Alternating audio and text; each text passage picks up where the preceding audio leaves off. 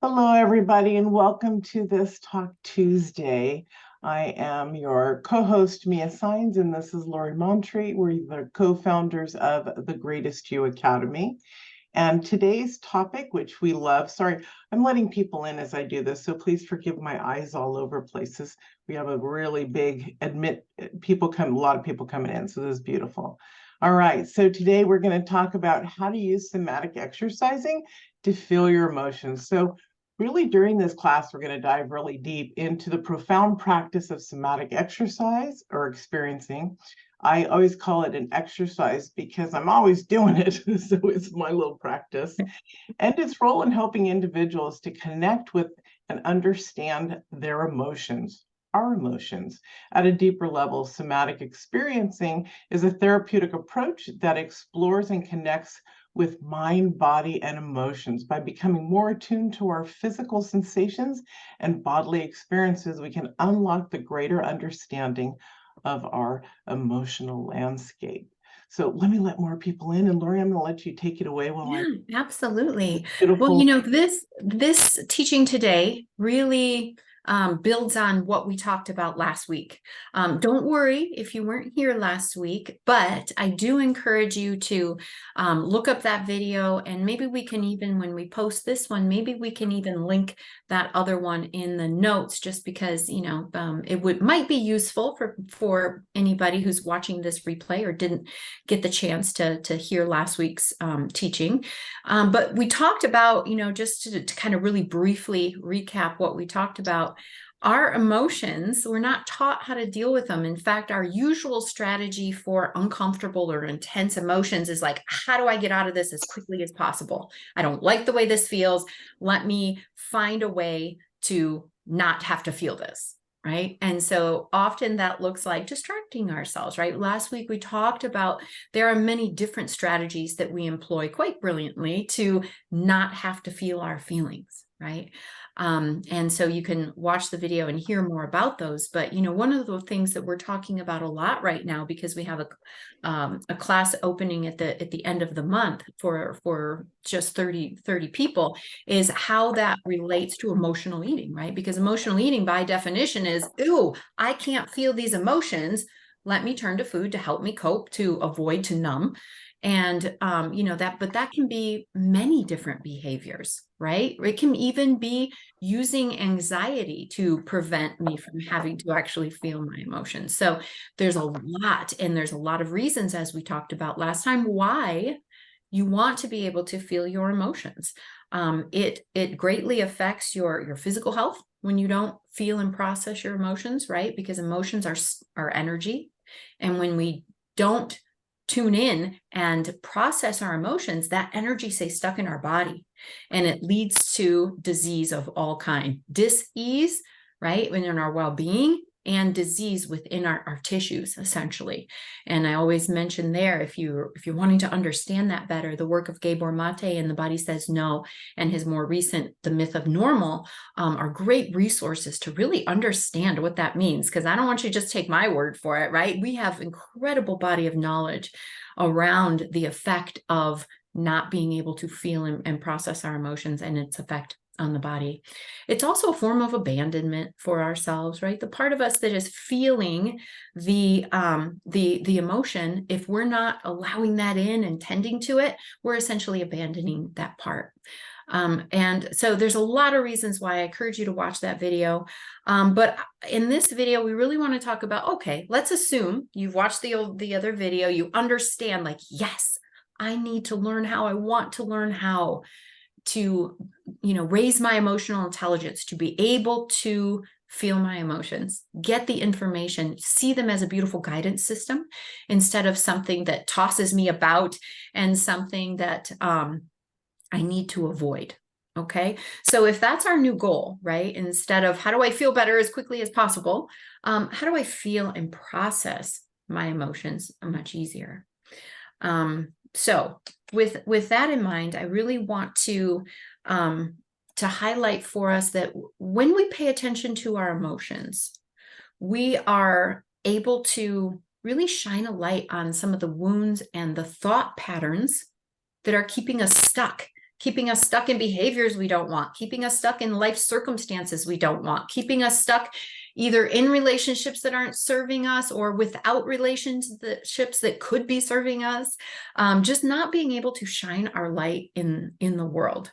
So let's go through and talk a little bit about the process that we can use in order to start feeling our emotions. Now, obviously, this is a big topic, right? This is good work. There's some meat here in this kind of work. So in the little bit of time that we're going to spend today, you're going to get something out of it, and you're going to get a lot of awareness, and you're even going to get some tools to start the process for yourself. But I do just want to say, there is a lot, and that's why we spend in the work that we do with people, both in the Greatest You Academy and also in the Freedom from Emotional Eating program.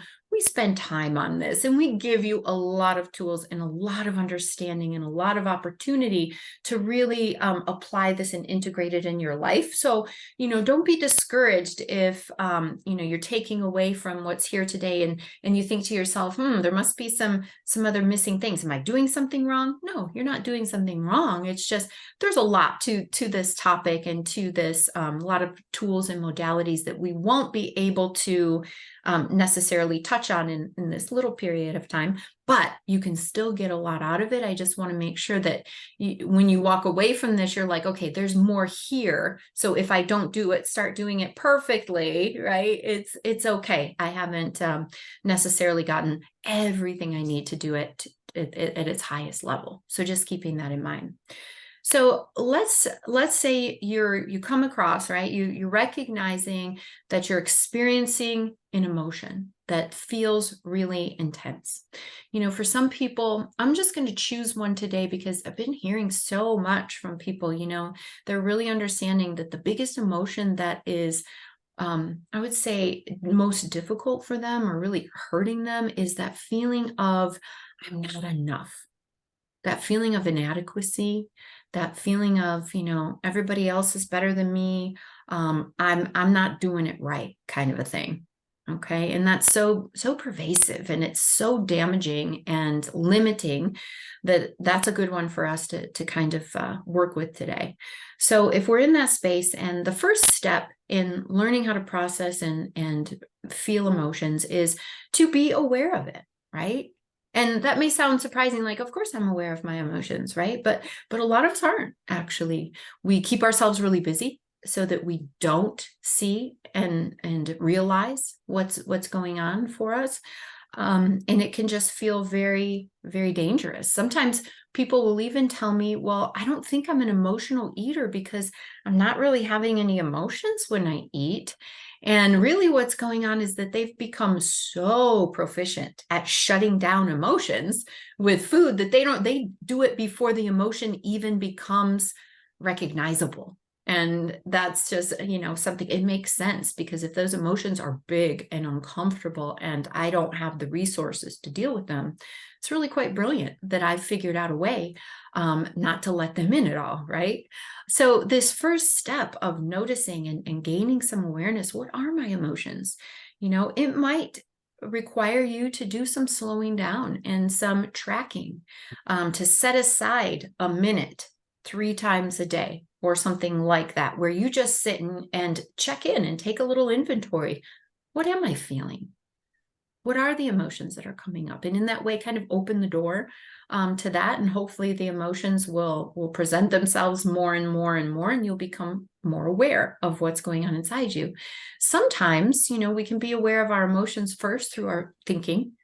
Wow, that person said that to me, and it's really awful. And that just, made me feel terrible. It set me off and when these thoughts and this spiral.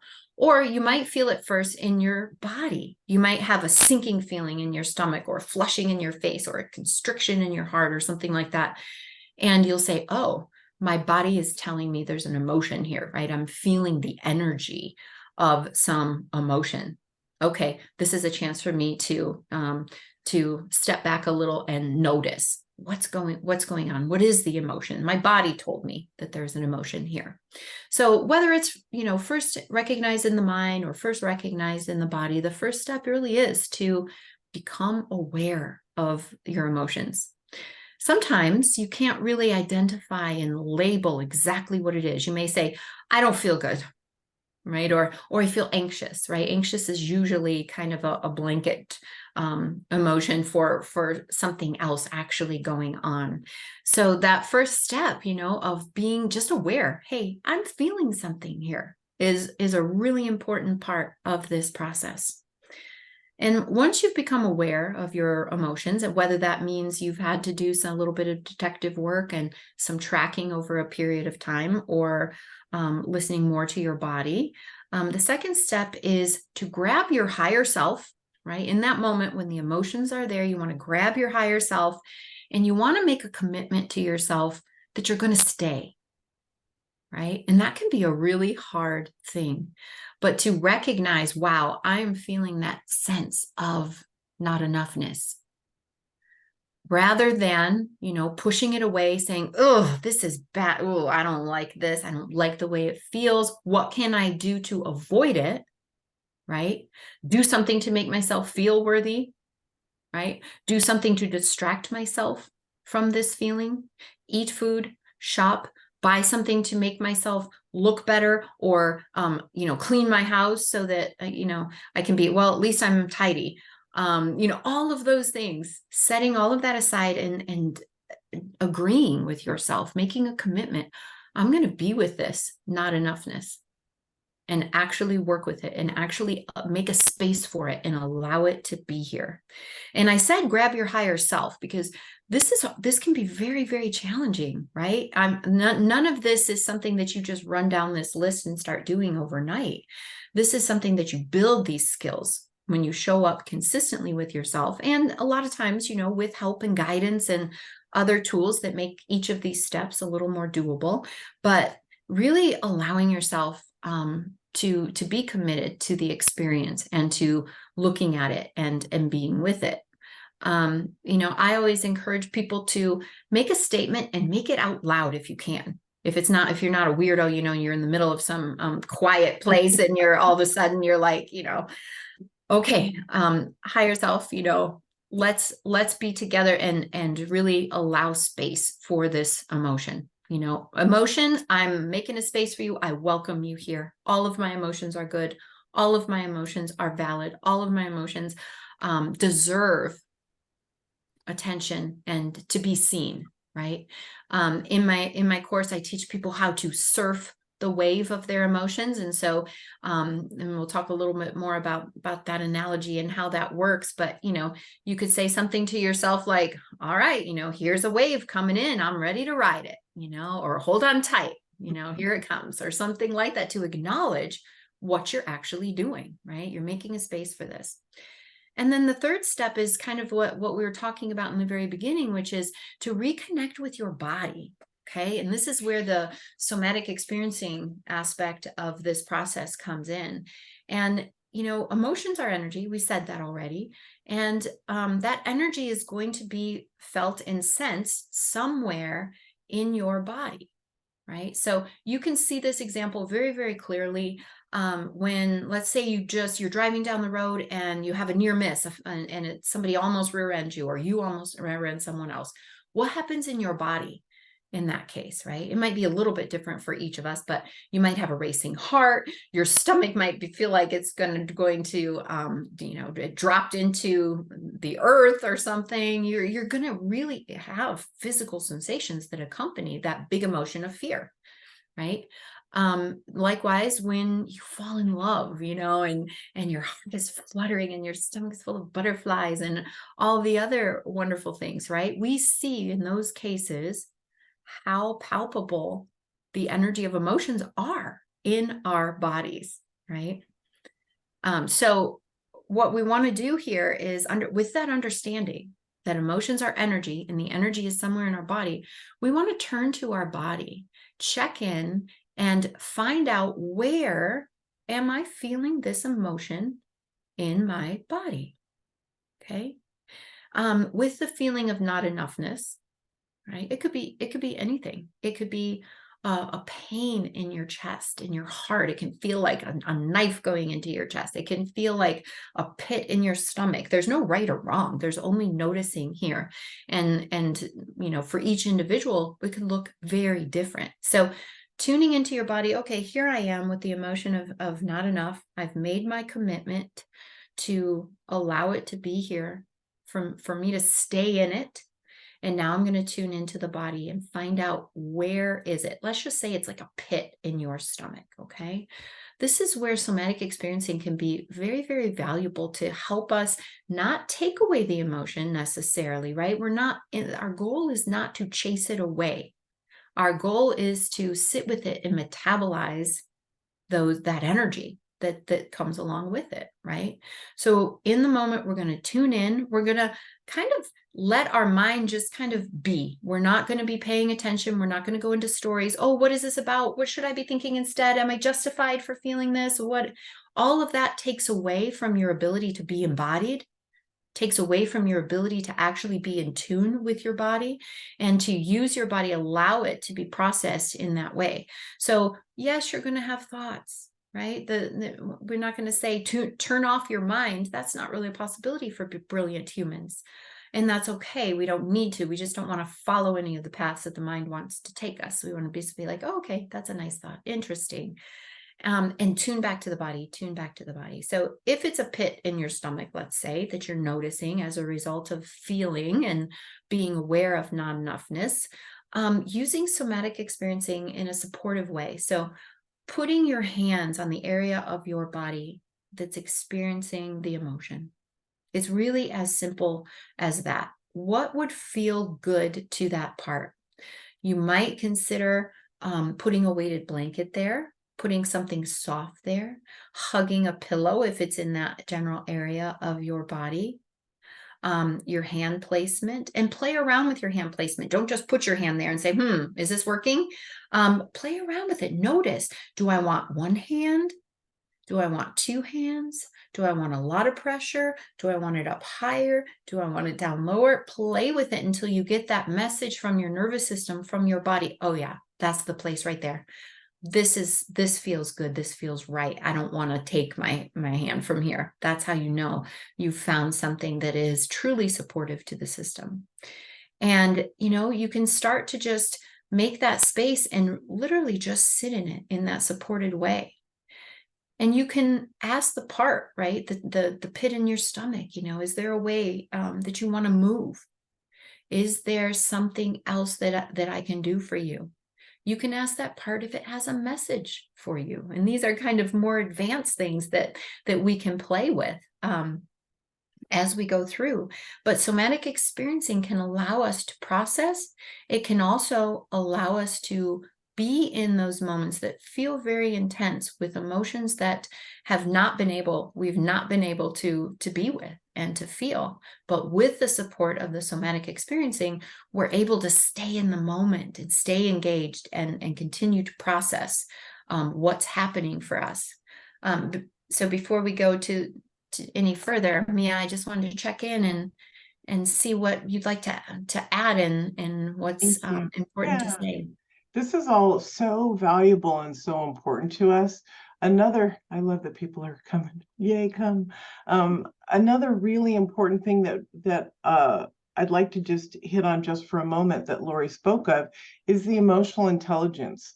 As we work through our emotional intelligence, we're able to do and connect. So we're able to do the somatic exercises. We're able to, which you can do anyways, but at a greater depth.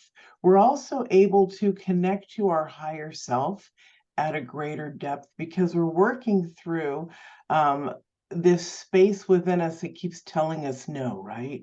And so as we know how to clear that stuff, the other is very profound. So that's just what I wanted to add. And this is I love this work and I love this talk, and take it away, baby. Yeah. So, this is a very simple process. Again, I wanted to give you something today. We wanted to make sure that when you walk away from this, you have something to start trying on. There's a lot more and a lot of nuances that come in when we think about, doing this brave thing that you may not really known how to do before. So really, I think I'd add a fourth step here, and I would want you, regardless of the experience, regardless of whether you feel your emotion and feel like, oh, wow, I really feel like I processed that, or, regardless of the result, I want you to take a fourth step and congratulate yourself for being courageous.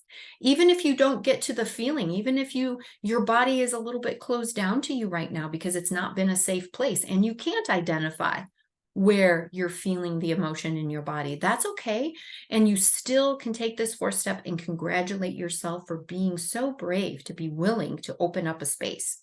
And it will happen over time. I always give the analogy of, our emotions, our feelings, our bodies. Sometimes they are like, a little puppy who's grown up, or his early experiences were not in a good, loving, kind home. Right? Maybe the dog was yelled at or kicked or those kinds of things. And then it comes to your loving house, right? And you just can't wait to, roll around with this puppy and for him to lick your face and all the fun things about having a puppy. But at first it's very timid and it doesn't trust because of its, experiences.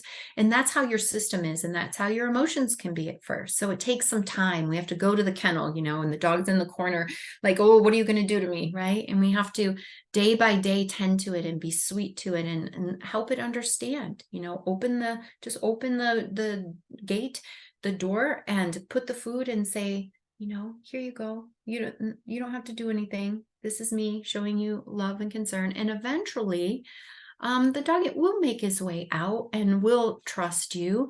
And our systems are the same. So don't go into this thinking, oh my gosh, I've tried this 3 times. And, I wasn't able to do it perfectly. My emotions don't feel any more processed than they did before. This doesn't work for me. There's something wrong with me that this doesn't work for me. That's not true. It may just take some time and patience, and that's okay. So this is what I consider in the moment work, right? This is what you do when those emotions are here. And being able to process your emotions and being able to sit with and feel the I'm not enoughness, or the anger, or the sadness, or the frustration, whatever it is, that's wonderful. Life is different. Life is much more secure, and you're a different person when you're able to do that. But that's not really the highest level that we can take this work. That's good, right? But there's another layer that's available to you when you learn how to be with your emotions. You can also learn from them and be guided by them. So what I mean by that, and also we can change when we get the information from those emotions, we can change underlying wounds and thought patterns that are leading to the emotion in the first place. So yes, it's wonderful to be able to navigate when I feel that not enoughness, but wouldn't it be a lot better to not feel not enough? Wouldn't that be a lot better situation? Of course it would. And that's possible when you learn to work with your emotions. So not in the moment. Okay, there's 2 separate things that I'm talking about. There's in the moment work when you're experiencing your emotions, and then there's outside the emotions when you're not triggered. You hear us talk a lot about the nervous system and what's happening to you when you're feeling that emotion. Your survival system, your nervous system is activated, your survival system is kicked into gear in the moment because it feels intense, it feels scary, it feels awful. Your nervous system is going to be affected by that. That's not the time to go into this guidance and what's the truth and all that stuff. What you're going to do in the moment is probably just start a tug of war between, oh, but you're enough. No, I'm not. Look what that person said. Yes, but you, and it's just frustrating, and you don't get to really, take advantage of the guidance and the beautiful gifts of the emotions. So what we've talked about so far today is what you want to do in the moment, but you also want to make a little note to yourself. Oh, feeling of not enoughness again. Here's the circumstances. I want to work on this. Okay. Then outside the moment, in your beautiful time that you set aside for working with yourself and using the tools and modalities that we have for you, that's when you want to go in and you want to start to look at, well, what's contributing to these emotions? What are the wounds and what are the thought patterns and the limiting beliefs that cause me to feel not enough, right? And then you get to use the modalities to heal those wounds, to change those thought patterns, to dispel limiting beliefs. Okay. So, and sometimes, this work, sometimes emotions are just emotions, right? So take, for example, the situation where you've lost a loved one or a beautiful relationship or a difficult relationship comes to an end and you're feeling grief, right? That's an emotion. That's a normal, natural, beautiful emotion that, of course, you're going to experience. So in that case, we're not talking about, oh, what's the underlying thought patterns that's making me grieve? There is none, right? But you can use these tools to process that grief, to be with it, and to care for yourself and support yourself so that you can process it much, much more quickly than you would if you're just trying to hold it away from you. So with respect to some emotions, this work is beautiful because it allows us to process it in a way that helps us get back to our state of well-being and peace around things, right? But sometimes we find, oh, this feeling, this emotion that I'm experiencing, I don't even need to have it actually, right? Because it's based on wounds, thought patterns, and limiting beliefs that I have the power to change.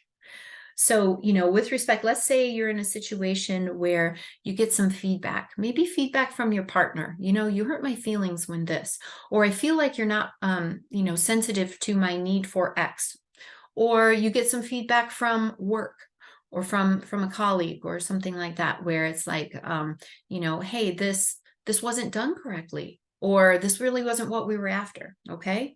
And that leads to feelings of not enoughness. All right. This is the perfect time in the moment when you're experiencing the not enoughness. Use the process that we talked about today, but also take note, notice what's going on. Then outside the moment, you get to examine like a scientist or, a detective, what was causing this feeling. And you can't say, oh, it was their feedback. It was their comments that caused this emotion, because that's not true. It was your interpretation that caused the emotion. All right. So there must be something underneath, because there's a lot of ways that you could interpret that kind of feedback, even if it isn't entirely positive. It could be, oh, well, that person has their expectations set too high and unreasonably, right? That could be one interpretation. Another interpretation is that that person was cranky, having a bad day, and they were looking for somebody to take it out on. It could also be an honest assessment of self that says, oh, the work wasn't what was needed, or I see why I didn't produce my best work, or, any number of things. Oh, okay, now I see, I can take that feedback and I can see how I can use it to elevate myself as a partner, as, somebody in this position, right? These are all, and there are many more. We could go on all day of alternative interpretations for these comments, right? But the one that we're looking at here, which caused the feeling of not enoughness, was, oh yeah, here I am, such a loser. I never do anything right. I'm a fraud. I'm just, not talented. I'm never going to be a good partner, a good whatever, right? That's just an interpretation. And using the tools that we teach with respect to working with your thoughts and healing old wounds, we can look and see, where did that come from? And then how to work with it to develop and start to anchor in and live from a new truth, right? A new truth that doesn't make you not enough, because not enough is never true. That's never true. And we get to work on how to uncover the new perspective and the new thought, because when you have a new thought, you have a new emotion. When you have a new emotion, you take different action. You have a new behavior, and that leads to a different life experience, right? Thoughts, emotion, actions, life experience. So when we're able to do that, and our emotions are guided us there, right? Thank goodness for our emotions. Our emotions showed us that there was something underneath that needed our attention, that needed to be uncovered and worked on. Thank you, emotions. right? And because you're getting these tools and understanding how to become your greater emotional self, you can start to change your life experience by using and being guided by your emotions instead of overtaken by them. So this is the exciting possibility that exists for all of us. And I hope this process is something that you can take with you and really start to play with a little bit with fun, right?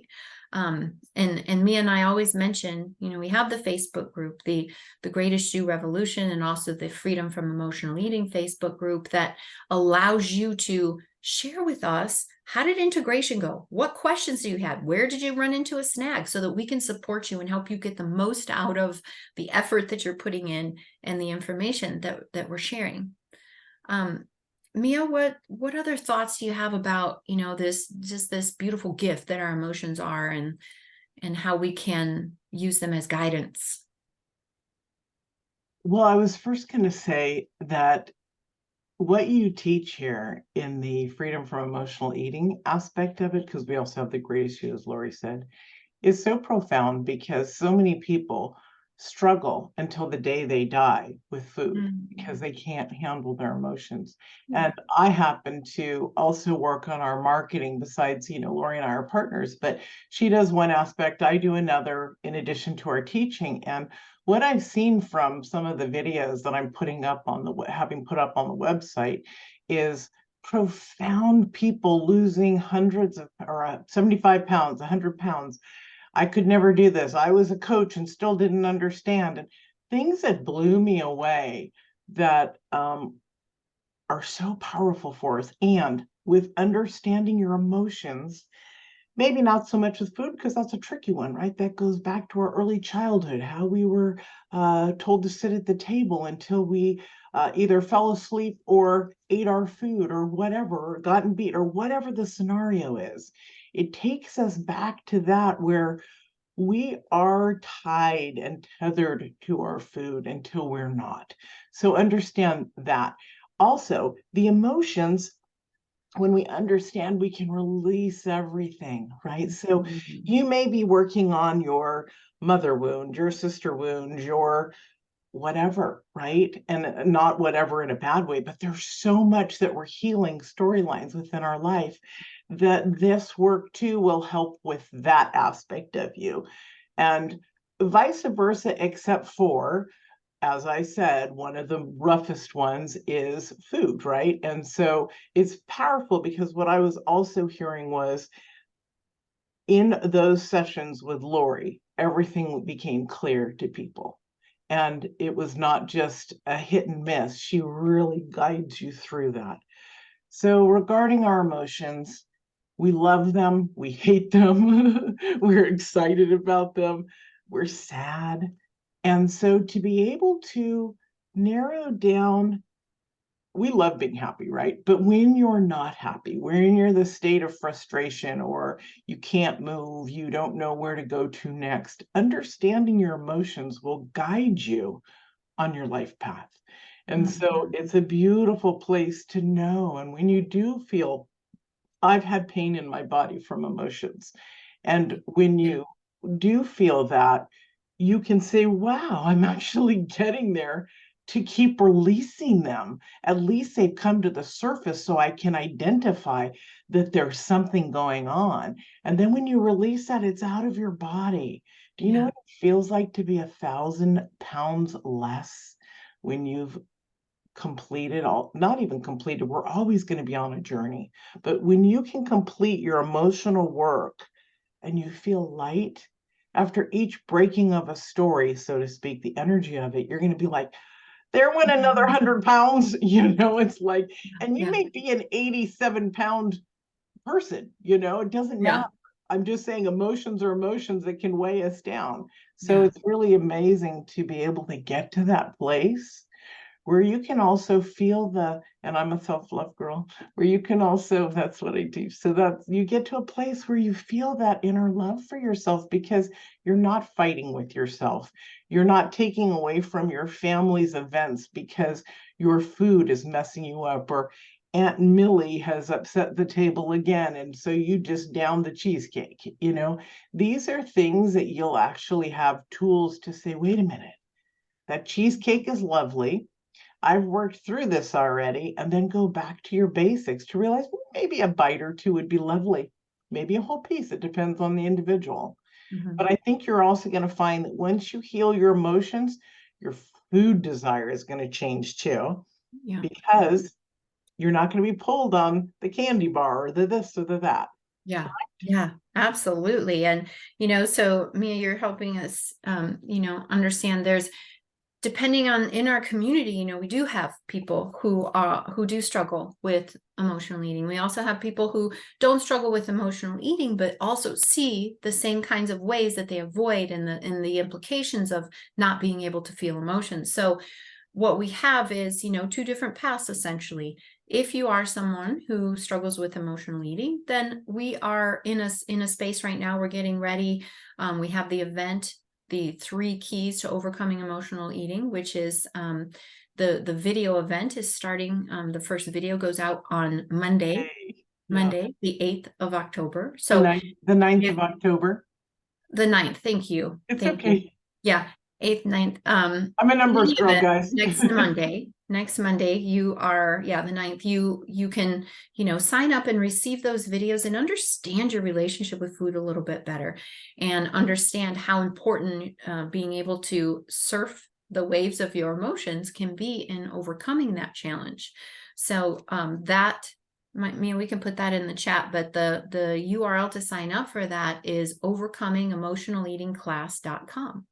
And so then you can, receive those videos and the information about, that work. And our class, Freedom from Emotional Eating, begins on the 30th of October. So this, for anybody who has that challenge and wants to understand it a little bit better, definitely take part in the 3-day free video series. There's also going to be some integration events.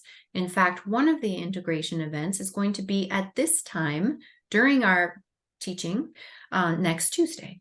So that's something. And if you're not somebody who struggles with emotional eating, come to that teaching anyway. And every time I mention food, you fill in the blank for what you struggle with: shopping, wine, binge watching, gaming, whatever it is. And not to say those things are bad, but if you're noticing, hey, it's actually taking away from my quality of life and keeping me from being able to engage with my emotional world, come to that teaching, sign up for the event actually, and just replace food with shopping, drinking, gaming, whatever it is, because it's all the same. It all has the same root.